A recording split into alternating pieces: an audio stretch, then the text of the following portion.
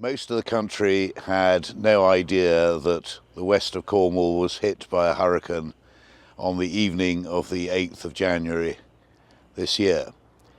At Caerhays we suffered fairly catastrophic damage to the north of the garden, and I just wanted to show you really the scale of the problem that we've had with these falling Pinus radiatas.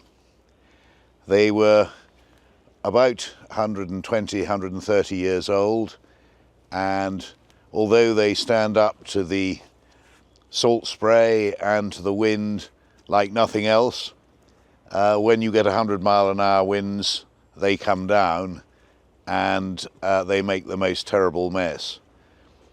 The stump here that you can see is enormous. We've been getting some of the stone off it to help rebuild some of the damaged paths.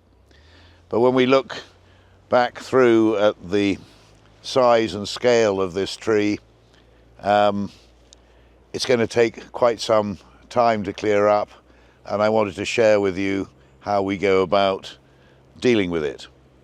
Now obviously we've got to go fairly carefully because this tree has smashed into a number of magnolias and a number of species of styrax, some of which will be quite savable. They'll probably shoot again, maybe from the base. We know that magnolias shoot again really quite well. There may be some other things which we can save, and there may be other things which have got indisputably crushed. I can see a lovely notophagus there that's got smashed, and in a dull day the flowers on Magnolia campbelli are not looking too bad, but they're not looking as good as they might. So here is one tree. We had about 30 of these Pinus radiatas come down, and the good news is that actually we've cleared up all the ones which would have stopped us opening the garden on the 2nd of March. It's been a tremendous effort by 3 teams with 4 separate cut and grab machines like the one you see over there.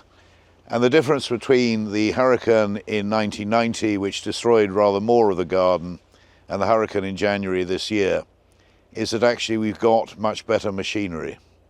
In 1990 we relied on about 20 people coming up from the nursery to deal with the damage, and then we only had a rather cumbersome digger which couldn't get very far in the mud today.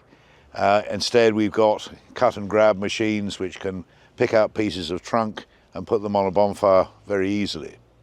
So a transformation in the speed with which we could clear up and get ready for the public to come here again. But when we revisit this site, you will see at various stages how the clear up of this grand old tree has fared. And people ask, what are we going to plant instead? You know, these Pinus radiatas have been here for 130 years. Strangely, Pinus radiata is native only to an isthmus island off the edge of California. And this tree was brought to the UK in about 1850 and soon became one of the iconic landscape trees protecting our Cornish woodland gardens.